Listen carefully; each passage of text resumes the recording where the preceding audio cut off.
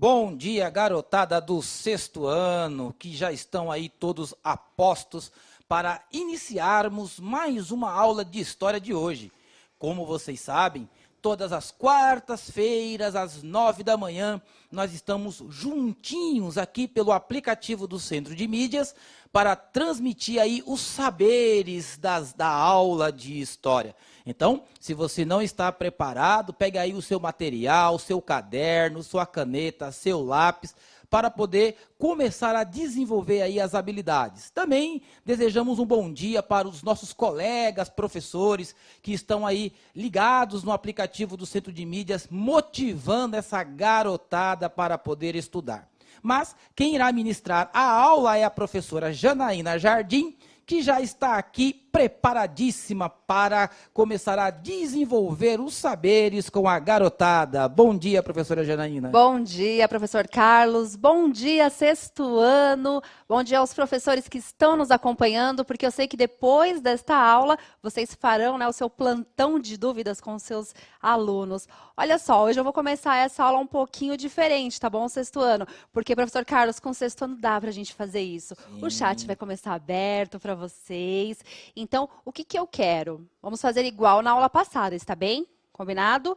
Vão aí relembrando o que a professora explicou na aula passada. Quais foram os nossos temas? O que nós conversamos na aula anterior? Já faz um tempinho, foi semana passada. Então, vão levantando aí os temas, o que vocês se lembram da aula passada. Se ficou alguma dúvida, também pode colocar, que o professor Carlos já vai levantar aí essas informações no chat, Sim, certo? Sim, mas antes aqui, a galera aqui, a nossa equipe técnica, a melhor equipe técnica de São Paulo, nós estamos observando aqui no chat que os estudantes estão dizendo que a imagem não estava aparecendo, né? Mas agora eu acredito que já está tudo ok. Então, e também estão falando do som, né? Então, a galera aqui, a turma, essa equipe técnica já está desenvolvendo aqui a correção, ok? Então, professora Janaína, vamos repetir aí algumas informações que a turma não ouviu no começo? Então, vamos lá. Sexto ano, combinados? Vocês vão colocar agora no chat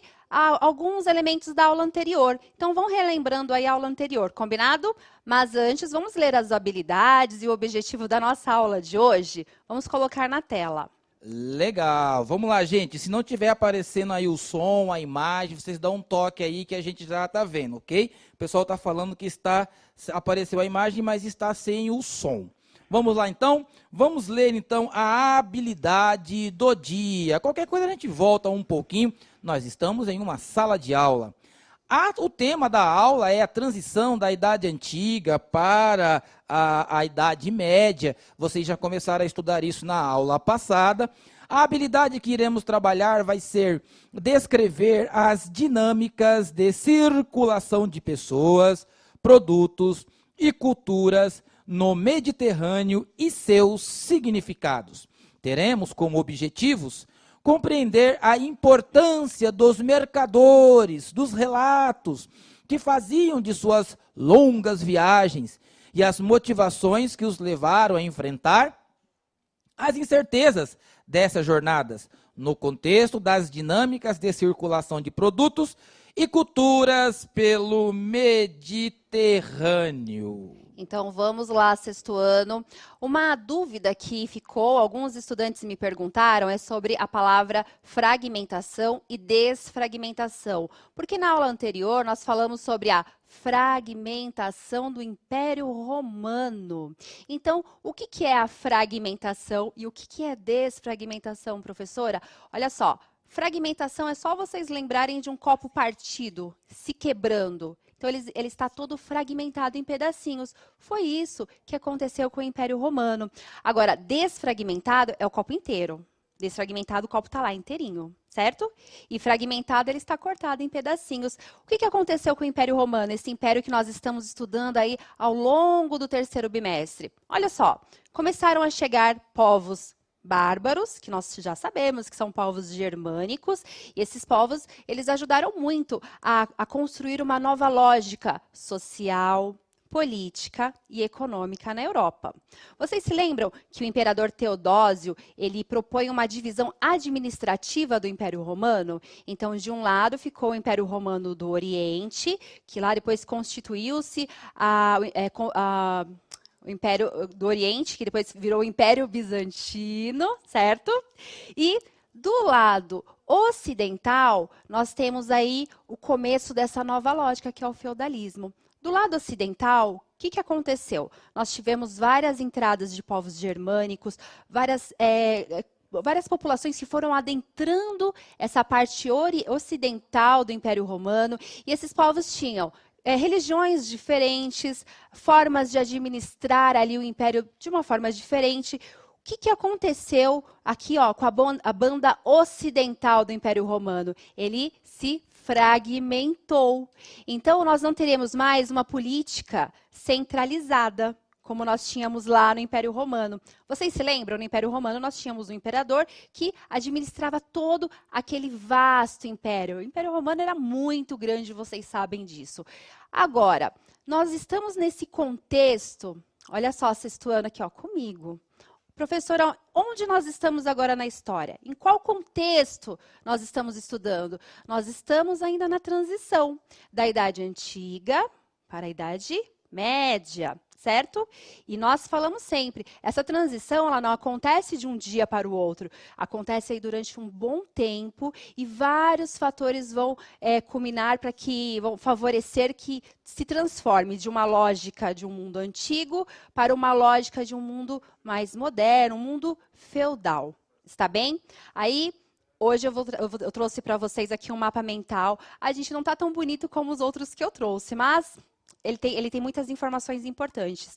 Depois eu falo sobre o mapa mental, mas antes eu vou deixar para vocês a questão disparadora e depois eu quero ver o que vocês falaram no chat. Vou deixar aqui 2 minutos. O que lhe vem à mente quando você ouve as palavras cidade e comércio? Falamos sobre isso na última aula. 2 minutos.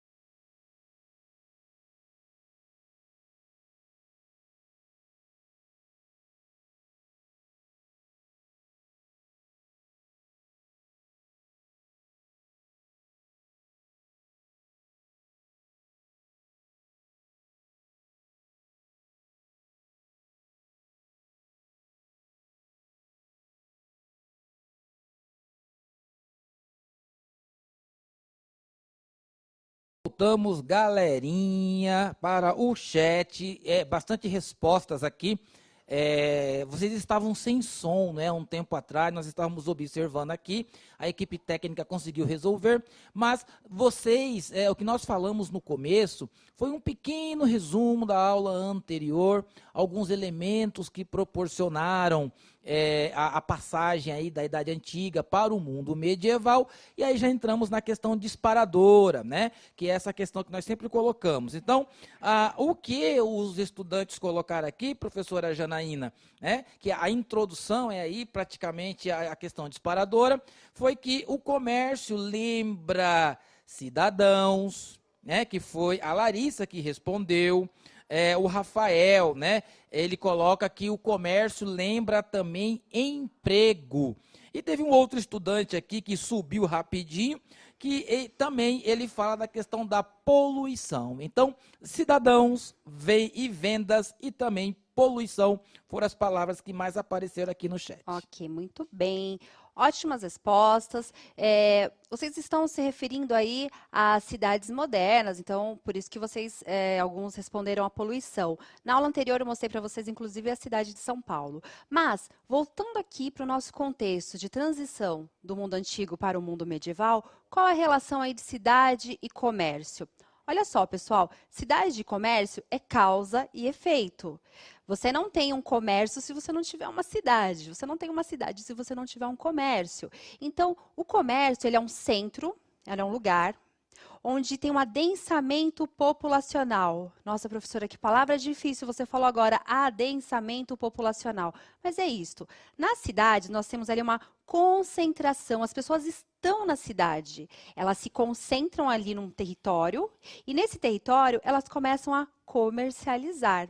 Certo? Então, cidade e comércio, elas são ali, ó, andam juntas, né? Elas têm essa relação. Se não tiver um comércio, nós não temos a cidade. Se não tiver a cidade, não tem o comércio. Isso aconteceu neste momento de transição do mundo antigo para a Idade Média. Olha só, vocês se lembram que os povos germânicos, que eram chamados de bárbaros, né? E vocês sabem que eles eram chamados de bárbaros porque os romanos achavam que a cultura deles era inferior, só por isso, certo?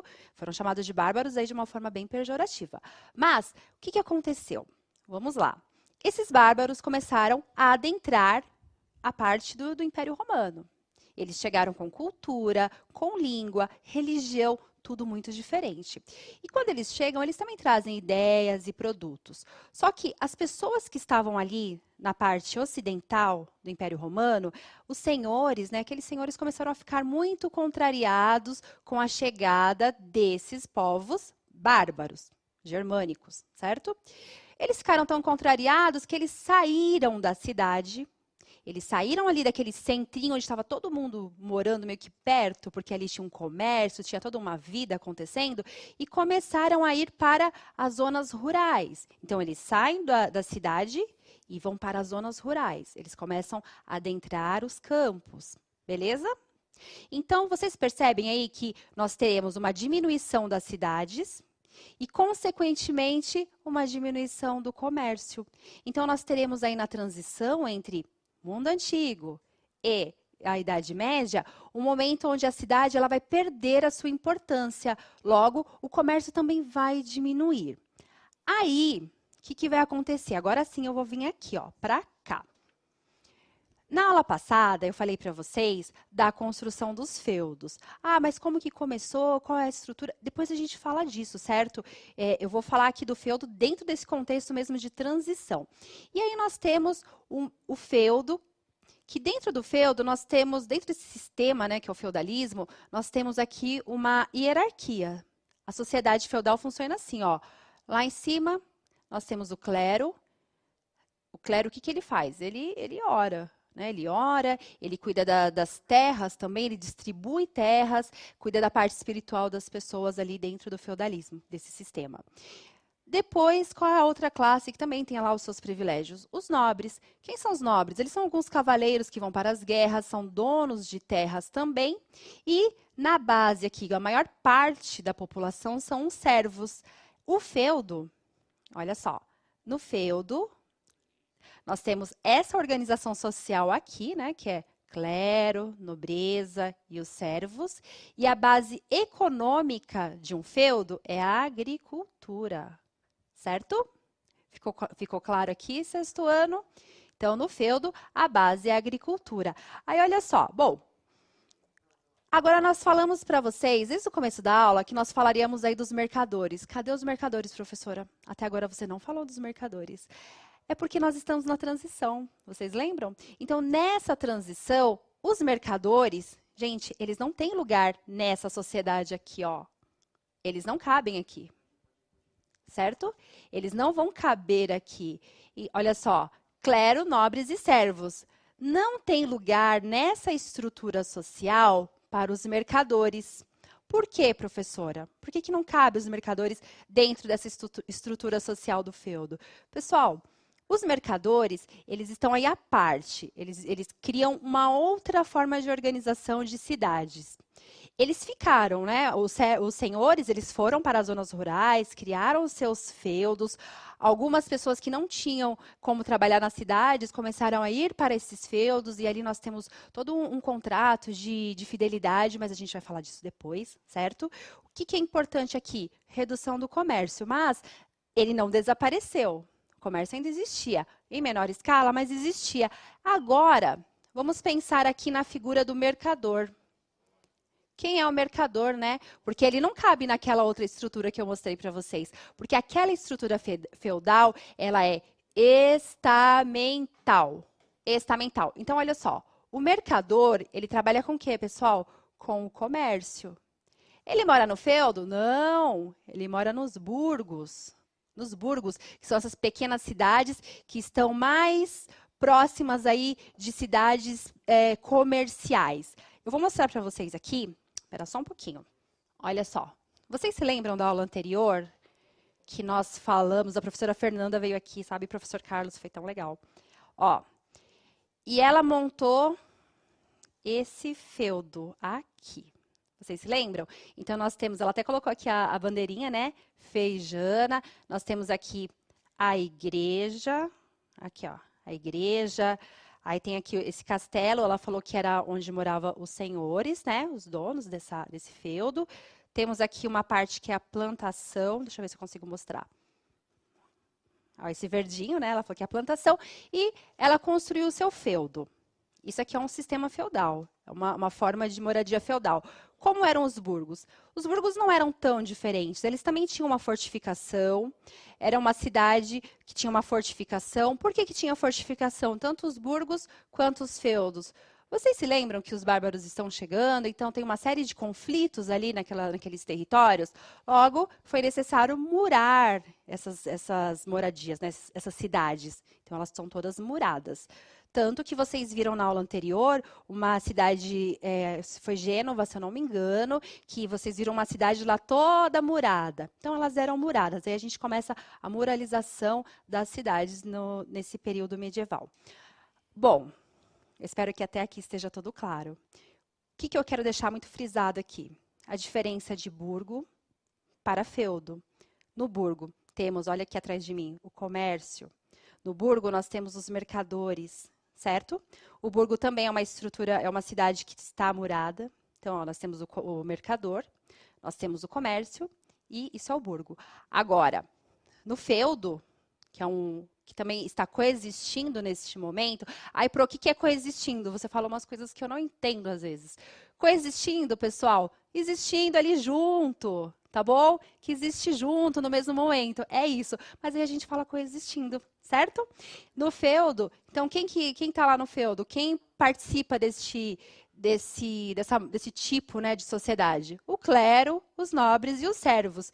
Feudo, nós temos a atividade econômica agricultura. Burgo, nós temos o comércio. Certo? E na figura do comércio, nós temos aí a grande importância dos mercadores. Então, agora, é a hora de fazermos aí uma leitura compartilhada. Nós vamos ler aqui, vocês leem aí. Vamos ler uma contextualização sobre os mercadores. Eu vou colocar no texto aqui, ó, mercadores e aventureiros, o caso de Marco Polo. O professor pode ler para nós, por gentileza? Vamos lá, galerinha, preste atenção. Lembre-se que nós estamos aqui lendo tudo que vocês estão colocando no chat. Então, preste bem atenção na aula e participe. Durante a Idade Média, os perigos e dificuldades de locomoção não impediram que viajantes, mercadores e explorações percorressem territórios longínquos e com culturas muito diferentes das suas. Assim, o relato que ganhou mais fama foi o do mercador veneziano Marco Polo, que teria vivido na China, na época do imperador de Kublai Khan, neto nós lemos Gengis Khan, né? Porque eu tenho o hábito das línguas antigas, aí eu coloco o G. Então, Gengis Khan. Pode Para parar agora? aqui, pode parar, Então, vamos lá. muito obrigada. Então, assim, ó, nessa parte que o professor leu, que o professor Carlos leu, o que está dizendo? Qual foi a informação passada aqui? Que na Idade Média existiam muitos perigos e dificuldades para que esses mercadores trouxessem esses produtos para a Europa. No caso do Marco Polo, ele foi até a China, lá, né, no período onde ele teve que enfrentar algumas... Porque para chegar na China, ele passou por territórios que estavam em conflito. Então, tinha dificuldade dos conflitos territoriais. Tem um período aí que os sarracenos, eles eram muito violentos, eles estavam ali dominando meio que o Mediterrâneo. Então, tinha a questão também das navegações, eles não conheciam exatamente os mares, eles sabiam, mas ainda não tinham certeza.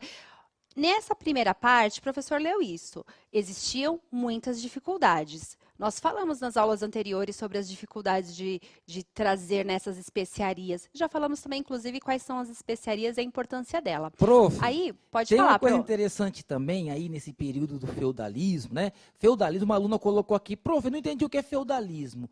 Vamos dizer assim que é uma grande fazenda murada, né? Onde o castelo é a figura principal e os servos estão trabalhando ali.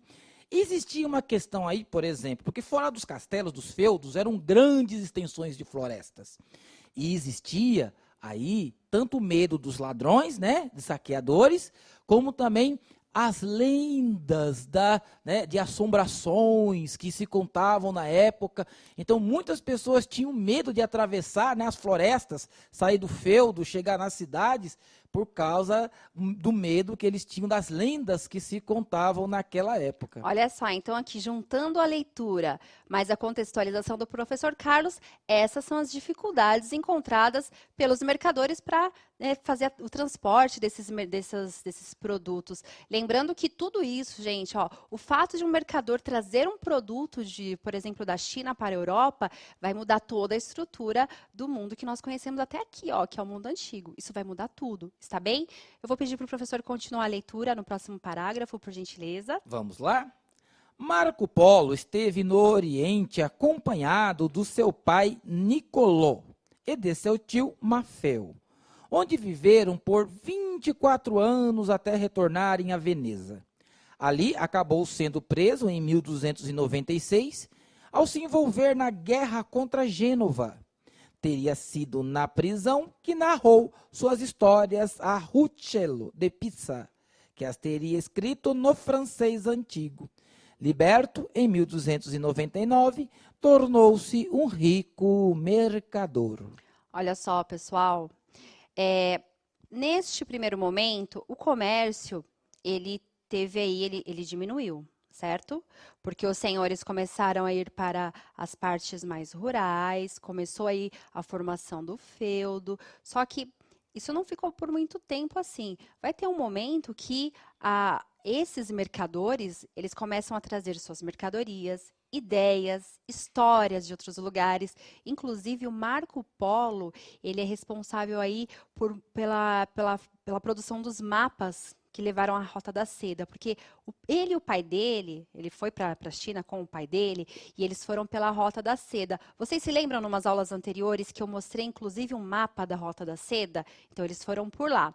Muito do que foi conhecido naquele momento sobre essas rotas para o Oriente foi através das lendas, dos contos de Marco Polo. Está bem?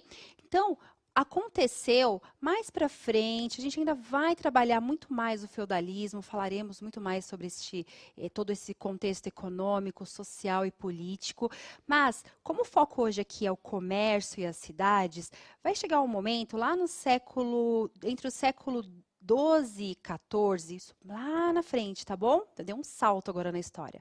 Vai acontecer um renascimento cultural. Aliás, renascimento comercial. Então, aquele comércio que tinha decaído aí, né, que abaixou, que deu uma diminuída por conta do feudalismo, ele lá no século XII, entre século XII e XIV, ele vai renascer. E quem renasce com esse comércio?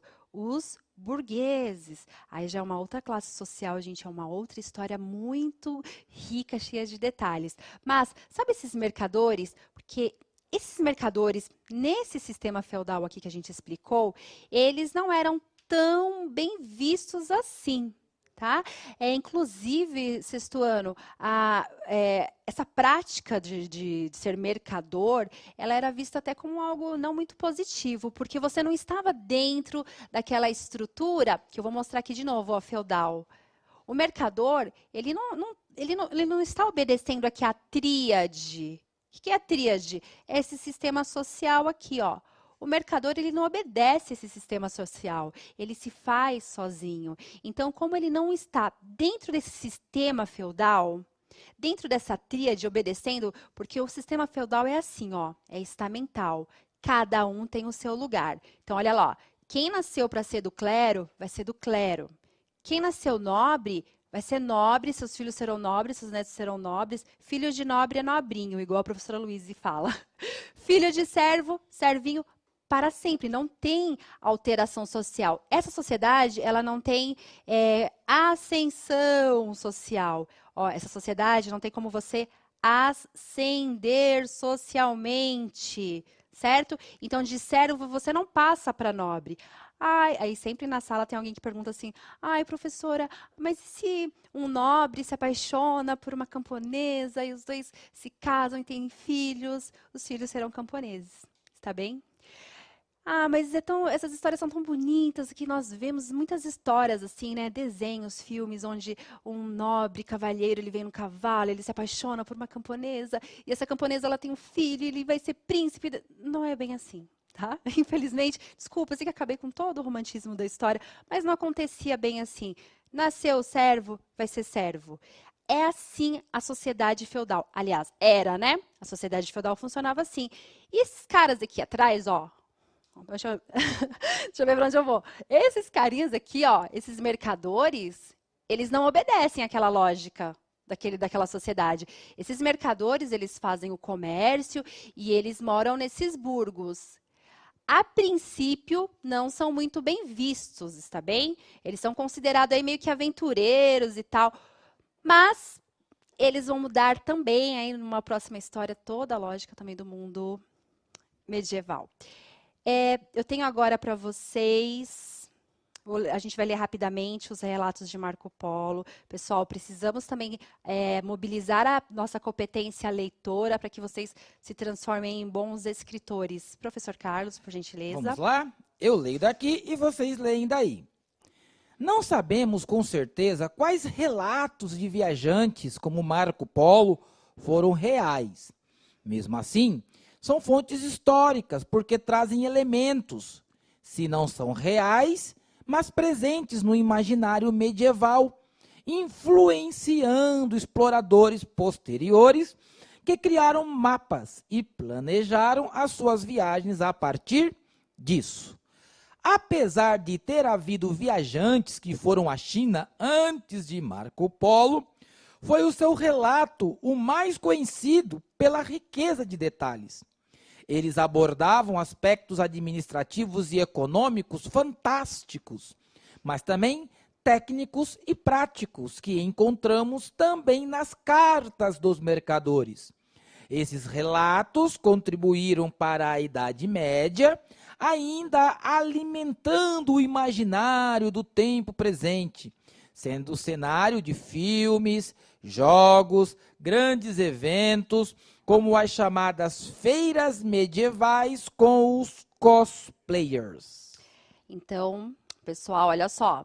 Muito do que eles falavam era lenda, mas a importância destes mercadores é porque eles ajudaram a traçar os primeiros mapas, né, principalmente do Oriente, foram feitos através dos relatos destes mercadores. Algo importante também, que até o professor Carlos já comentou, é sobre esse imaginário do mundo medieval, né? Os mercadores, eles alimentam, eles fomentam essas histórias e através dessas histórias nós compreendemos um pouco aí do comportamento social, das microestruturas. Ai, professora, você está falando muito difícil hoje.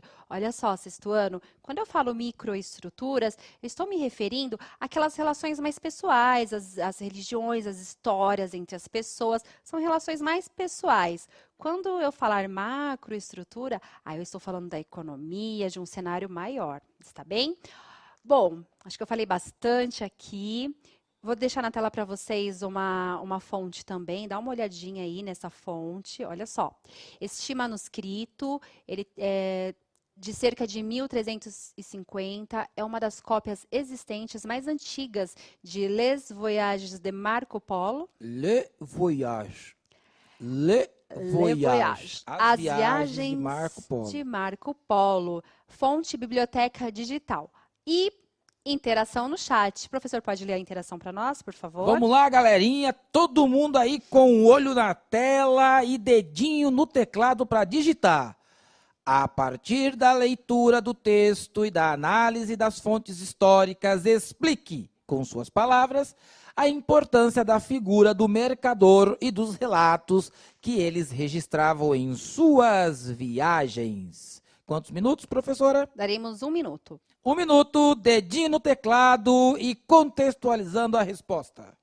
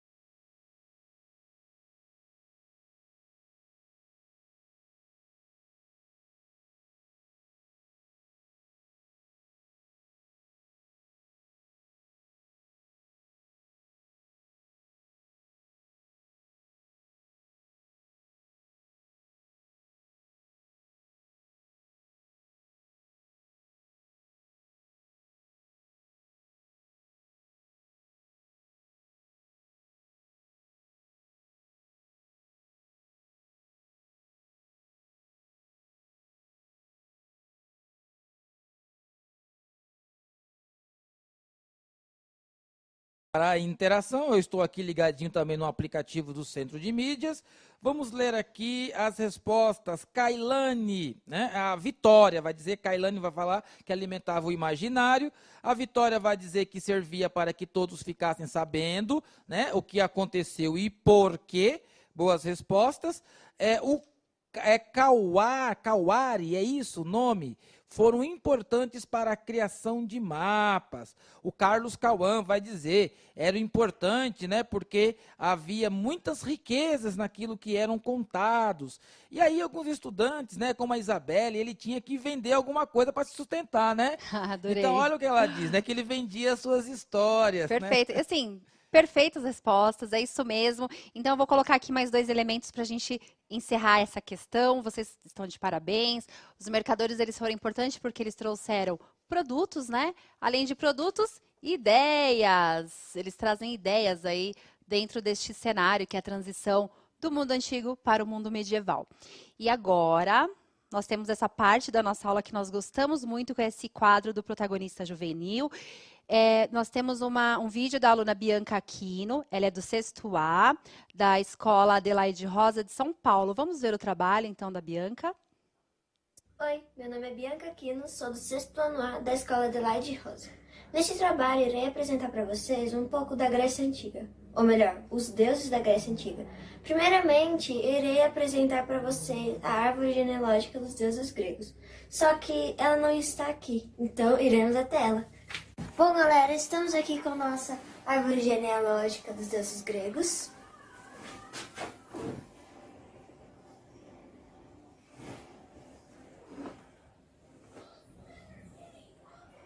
Vou explicar um pouquinho para vocês sobre o começo de tudo. Bem antigamente, quando não existia muitas coisas, havia um único Deus, sendo ele Caos. Bom, esse Caos, ele era hermafrodita, então ele teve 4 filhos. Eros, Tártaro, Erebus e Gaia.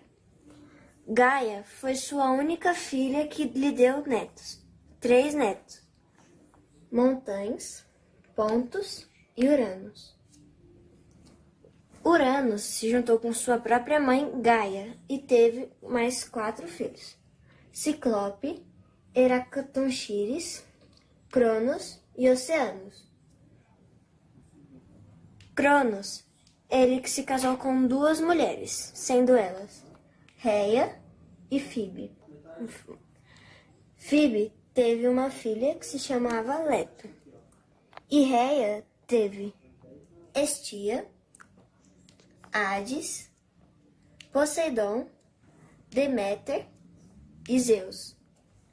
Zeus, ele casou com 3 mulheres, sendo Hera, e teve Hefaestes, Hebe e Ares. Com Deméter, sua própria irmã, teve Perséfone.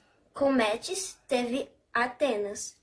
Zeus também se casou com sua meia-irmã, Leto, e teve Apolo e Ártemis. Oceanos se casou com Tétis e teve Iápetos.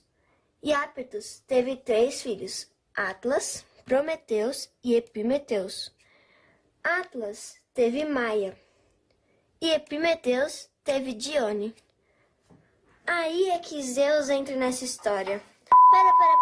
Pera. Vocês viram que Zeus entrou muitas vezes nessas histórias? Por isso que ele se chama pai de todos. Porque ele teve um monte de filhos com um monte de pessoas. Um monte de deuses, melhor. Bom, com Zeus, com Maia, teve Hermes. E com Dione, teve Afrodite. Bom, galera, esse foi a nossa árvore genealógica dos deuses gregos. Vocês viram que é muita coisa para aprender, né? Mas ao pouco vocês vão aprendendo. Agora iremos ter uma breve apresentaçãozinha de alguns deuses, não é todos, porque é muitos deuses.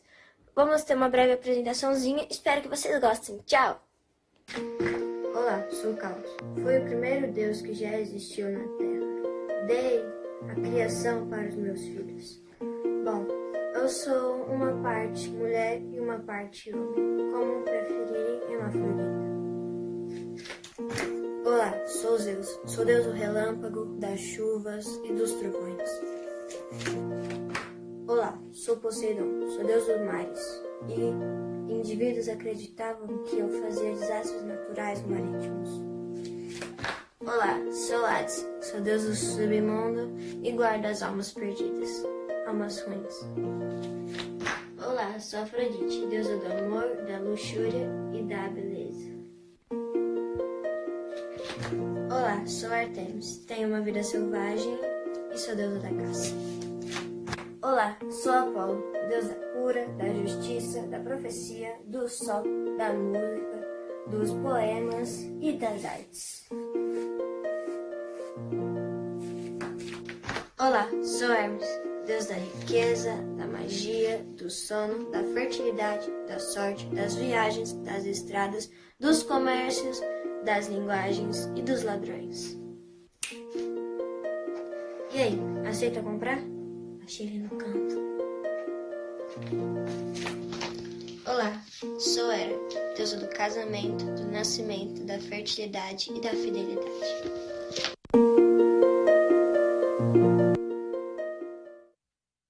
Professora Ruth, parabéns pelo trabalho da sua aluna Bianca. Que coisa mais linda, estamos todos aqui apaixonados.